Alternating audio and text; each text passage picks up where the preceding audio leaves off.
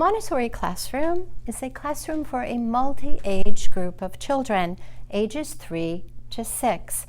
The multi-age is very important because children learn more from each other than they do by direct instruction or perhaps even by adults. The younger children see the older children doing things and become inspired to go and try it. The older children can mentor the younger children by taking them under their wing. The interesting thing about the classroom is no matter what birth order you were born in your own house, you get to be all three positions. You get to be the youngest, the middle, and the oldest. And that truly, truly helps the older children learn responsibility and a sense of community and what that takes. The materials in a Montessori classroom are selected very specifically for each different section. We have practical life, sensorial, language, math, and what is commonly called the cultural section, which includes history, geography, and science. Every material is prepared to look beautiful and inviting to the children, to make sure all materials are complete, and it is placed on the shelf in a specific place. Generally, the materials are organized from top to bottom, left to right, easiest to hardest. Every material has a certain place, and the children will learn to access it from that space only and to return it in that spot when they are done, thus creating a sense of organization and order to their sense of learning. In a Montessori classroom, most work is completed individually. Each child chooses what they want to do, and they take it to a rug or a table and they work on it. Occasionally they will use a partner to work with.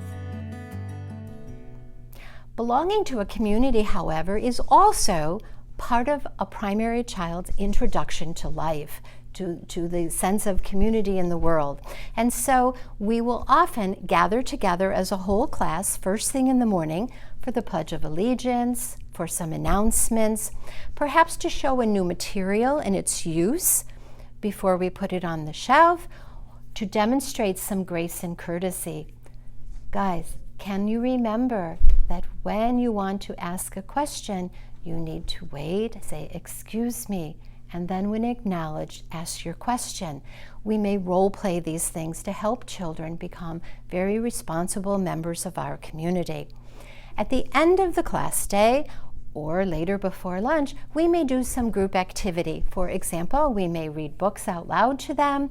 We may do some movement, either music, singing, moving slowly on the line in different ways, or we may do silence. Silence is done. Everyone sits very quietly. They take a deep breath. They cross their legs. We may do a brief song or countdown, and we move into silence. And we will hold that for as long as we feel the children as a group can do that. It is a way to experience control of your body and the beauty of silence, to be able to hear things. While every child follows a very individual path, irregardless of their age, children who are in their third year of the Montessori classroom are considered kindergarten. In order to prepare them for an elementary experience, we generally arrange several field trips that are only done with kindergartners without parents. Usually, we do several in the fall, for example, to the Schaumburg Heritage Farm to experience what life was like way, way long ago, or to the Arboretum, which has a wonderful program outside where we experience color and smell and all different kinds of feeling of textures in nature. We generally take them with the elementary children in our building to a live music symphony in the spring to experience a sense of music. The Elgin College provides a wonderful child experience concert where the conductor will stop briefly and explain what exactly the musicians are doing and what is going on.